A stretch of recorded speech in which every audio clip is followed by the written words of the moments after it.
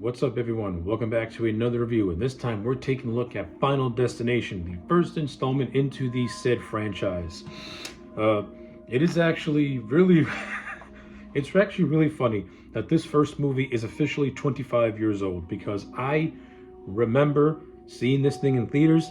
I remember liking it, and yeah, I haven't really went back to this movie, and since I want to say I was 13 years old. It's not because I did not like it. It's mainly because the Final Destination movies, they never really hit home for me in a way that it did for most people. I always thought these movies to be okay. Nothing spectacular, but just okay. And that's how I feel about the first Final Destination movie, is that 25 years later, I still think this movie is just, relatively fine for what it is. Now, looking, since I'm watching this movie now at 35 years old, after first seeing it when I was 10, let's just say 25 years of watching a lot of movies and knowing how movies get made and knowing the little nuances that can make a movie feel better. When I watched this movie, there are a lot of things I would have done much differently that I think would have vastly improved it and maybe made it much more memorable or maybe more intense than what it really was.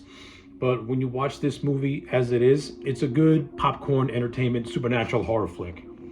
But before we talk about the first Final Destination movie, let's go over a little bit of the background that led to this film's creation. So, Final Destination is co-written by a writer by the name of Jeffrey Reddick, along with James Wong, who also directed the picture. Reddick initially wrote this to be a spec script for episode of the X-Files. But and of course he did this with the intent of trying to get an agent. But he was later persuaded to write it for New Line Cinema, who pretty much gave him the okay to take a spec script for a TV episode and make it into a feature-length movie.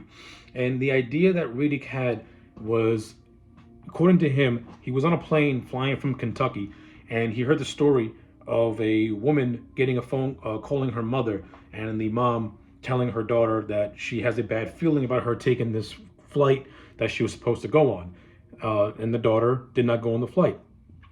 Come to find out that just moments later, that same flight that the daughter was supposed to be on had an unexpected crash. And this gave Riddick the idea of what if? What if this woman was supposed to die on that plane, but she prevented her own death? And on paper, it's a very interesting concept and can make for a very just intense, creepy, suspenseful movie.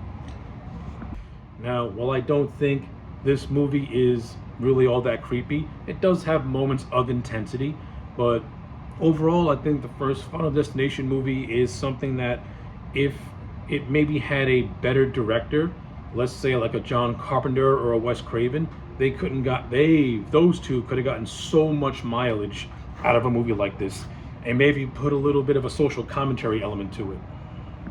So the movie starts off with this kid by the name of Alex Browning, who is played by Devon Sawa. He and a bunch of his classmates are going on a trip to Paris. Alex has a premonition about the plane getting to this massive explosion which kills everybody. He wakes up from this premonition screaming like a madman. The airport police evacuate the class from said plane, and then literally minutes later, the plane explodes, and everyone's looking at Alex as, what the fuck? And this leads to the whole thing of this unforeseen supernatural force picking off the survivors one by one, Agatha Christie style. And pretty much Alex spends the entire movie trying to figure out the pattern, trying to see if we can prevent these deaths. And it's revealed at the midway point that death is actually going back in reverse, which means he is picking off the people who should have died in the order that they should have died in the initial plane crash that Alex had a dream about. So yeah, that's basically the story of Final Destination in a nutshell. It's nothing spectacular. It's nothing deep or thought-provoking. And like I said, for what the final product is, it is an entertaining movie. It does have some good elements in it. But again, I would have done things a lot more differently, and I'm going to illustrate what I would have done differently compared to what the movie did. But let me get the things that I did like out of the way first. I overall think the cast of this movie is solid. No one gives in life-changing performances or anything like that, but everyone does the job that they're given. Devon Sawa is the lead of this movie. I like Devon Sawa as an actor. I think he's solid. He's really good in the role of Alex. I like how he's able to portray Alex as this kid who is pretty much like slowly whose psyche is starting to erode because of these premonitions that he's having. It's making him appear crazy to everyone else, and I think Sawa did it in a way where he never came across as grating. He came across as sympathetic, because you're sympathetic to this kid who is having these visions that he clearly does not want to have, and is seeing these things that he doesn't want to see. So I thought Sawa was fine in the role. The rest of the cast, they all put in the same thing. They're all decent in their roles. Ari Letter plays the character of Claire, who is one of the first believers of Alex. The movie establishes a budding romance between the two. I think it could have gotten a little bit more expansion, but I do like it for what it is. I think Sawa and Leader and Larder have decent on-screen chemistry, so I'm not going to overly criticize it. Kerr Smith plays a character by the name of Carter, who is more or less the school bully. He's just 100%. He thinks Alex is a wacko. He does not like this kid. He bullies him constantly. He's someone who doesn't, I think at first he doesn't believe Alex, but then after the events of the movie starts to take shape, he does start to believe Alex, and it starts to erode his sanity, as he's somebody who does not want his death to be predetermined. He wants to be the decider of his own fate. So I like that to an extent, but I think that the movie didn't really do it. I think that the movie missed the opportunity of having Carter, go from being a bully of Alex and being totally against him to slowly starting to understand him. And the movie sets up the whole idea that maybe Claire, Alex, and Carter could have their own little unit, and we do get that to an extent. But then Carter disappears for the rest of the third act, which I think was a mistake. Like for me, if I was writing this movie, I would have had so pretty much once you get to the whole thing of Carter wanting to kill himself, Claire, and another character, Billy, on the train tracks, and after Alex saves him, I would have had Carter pretty much join Alex and Claire for the rest of the movie, because he pretty much saw firsthand what Alex is experiencing and what he's able to do. And I would have had that play catalyst in him wanting to be more open, and him wanting to go along with the plan to try and cheat death. But that didn't happen. But because that didn't happen, and Carter to me doesn't really get all that good character development, he just comes across as a missed opportunity for a bully to have a redemption arc or something like that. And then you have one of my favorite characters, played by Sean William Scott, who's the character of Billy, and he's basically just playing a very, very watered down version of Stifler from American Pie. That's basically it. And the only reason why I like it is because I like Sean William Scott, and I think he's legitimately funny. And a lot of this movie's moments of comedy does really come from Sean William Scott, and he actually has one of the most more graphic deaths when he gets decapitated by shrapnel from a train. But yeah, that's it for Billy. Bye bye Billy. You have the trio of veteran character actors. Of course, you have the great Tony Todd, who plays the mortician known as Bloodworth. And probably the most iconic scene in this whole movie is when Claire and Alex looking for answers and wanting to see Alex's friend Todd, who had died earlier in the movie. They are not stopped by Bloodworth, but are seen by Bloodworth, and Bloodworth basically gives the whole thing about how about how Death has a design, and Alex broke that design. So now Death is going back to wrap things up, basically. Like, Bloodworth is our exposition and is giving a face to this unforeseen force. And it's the best scene, really the best scene of the whole movie. It's the creepiest scene of the whole movie, and it's fucking Tony Todd. And Tony Todd is great in anything he's in. But what I like about the Tony Todd scene is that you can see an element of gothic horror start to creep in with this scene, which is what I like a lot. I wish the entire movie would have been something like this, but it wasn't. And then you've got great character actors like Daniel Roebuck and Roger Gunniver Smith, who played these two cops who were investigating the whole plane crash, the plane exploding, everything like that. And of course, Alex is their prime suspect because he knows a lot. And the movie sets up this idea of Daniel Roebuck's character of Agent Wine being a skeptic, and the other character, Agent Shrek by Gunniver Smith, not being a believer, but somebody who is let's say, more open to what Alex is saying. Now, the movie sets this up, but it doesn't do anything to expand upon it. I think it would have been much more interesting if the movie would have played with that whole concept of the skeptic cop and the unskeptic cop, and having those two ideals clash in their pursuit of Alex. I think that could have gave them much more juice, and just make them feel like characters. Instead, they're just sprinkled all throughout the film. But we don't watch Final Destination movies for characters. We watch these movies for the gruesome death set pieces.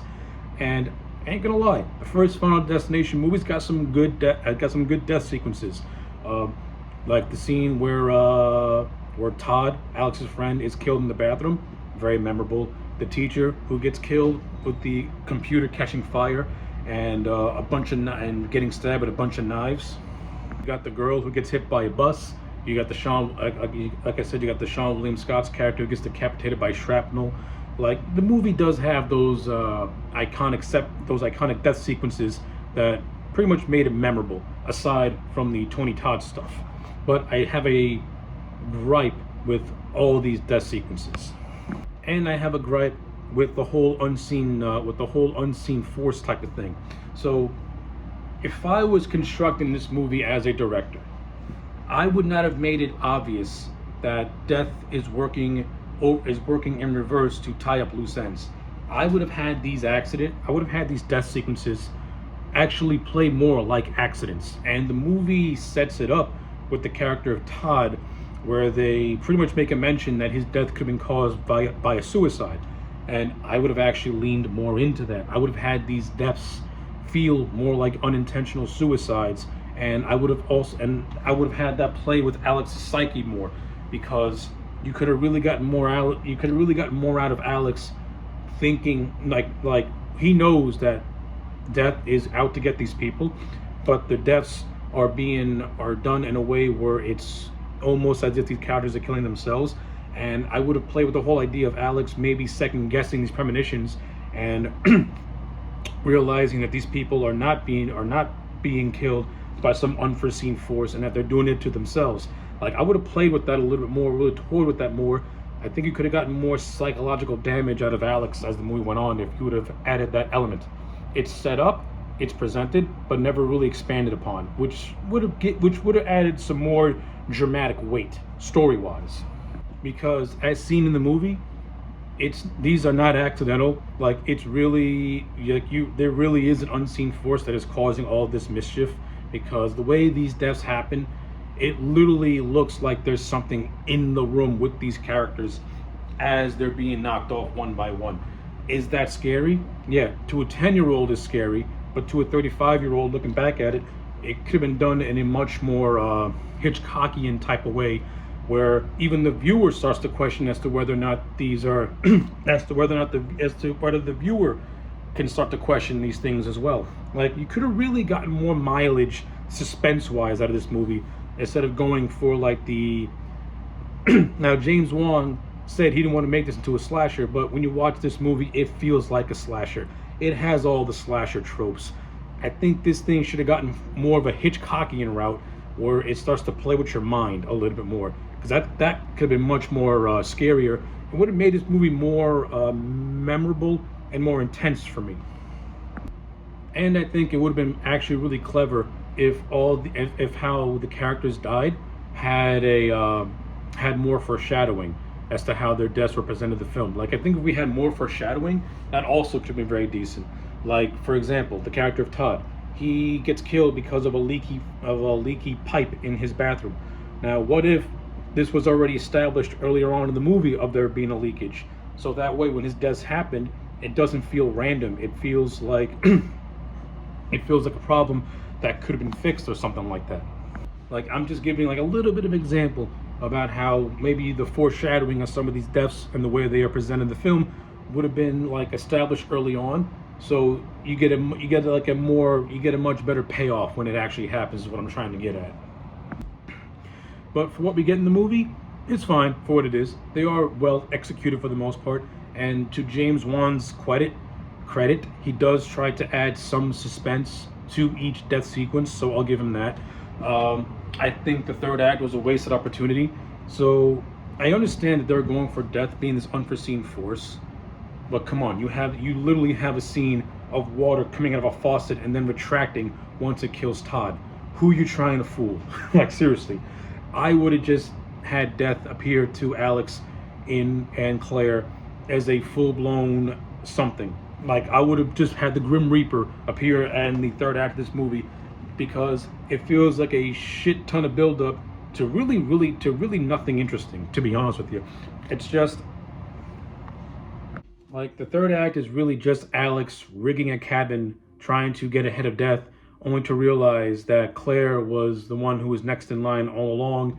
You have this elongated chase of the police going after Alex trying to evade them, going on a sailboat, almost getting killed by falling on a branch, nearly drowning in a puddle. He finally gets to Alex, and he finally gets to Claire. There's like a bunch of electrical cables all over the place, swirling around, causing a fire, causing explosions. Alex eventually saves her by doing a self-sacrifice, but he manages to survive it. And then the epilogue is really just Claire, Alex, and Carter, who is now friends with these two, hanging out in France, which is what they're supposed to do at the beginning of the movie. Alex is still, still obsessed with the whole death scheme. And then Claire kind of puts that to rest a little bit by saying that maybe the fate was that they're supposed to survive and be in France. But Alex is still not convinced, to the point where he nearly gets killed by a bus until he's saved by Carter. And then Alex tells Carter, "You just skipped me." To which Carter says, "Who's next?" A sign swings and kills him, and the movie ends. So yeah, I think when all said and done, the first Final Destination movie, like if the movie would have did the changes that I kind of expressed a little bit in the video, I think the movie would have been much better for it, and would have played more like a Hitchcockian type of suspense horror movie instead of a typical 2000s teen slasher, which is what this movie feels like. The movie feels like a teen slasher. Not that there's anything wrong with teen slashers, because I'm a big fan of the slasher genre, but for a movie like this that's going more for a supernatural element, I would have toned down a lot of the corny hokiness and really amped up the Hitchcockian suspense, especially with the deaths, and especially with the whole thing of death being this unseen force. I would have made a lot of these deaths feel more like realistic accidents, and have these deaths be more of a commentary on people suffering from PTSD and killing themselves because they can't get over it. I would have had the deaths feel like that, and I would have had that affect Alex's psyche more.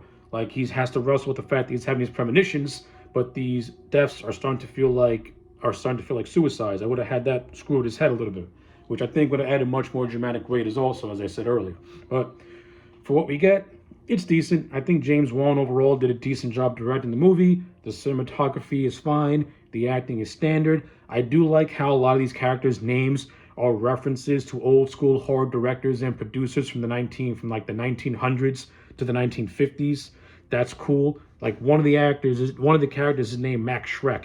Nosferatu, how you doing? And then, of course, Alex Browning, a play on Todd Browning, the director of Dracula. I mean, it's cool because Alex's name is Browning and his friend's name is Todd. So I do like how this movie pays respect to its horror past. That's pretty cool. But yeah, I overall don't hate the first Final Destination movie, to be honest with you. I still enjoy the first movie, actually. I still like it for what it is, which is why I'm going to give it a solid 6 out of 10. So yeah, those are my thoughts on Final Destination. Let me know yours in the comment sections down below. Like the video and subscribe, and I'll check you back next time for more. I'll see you soon.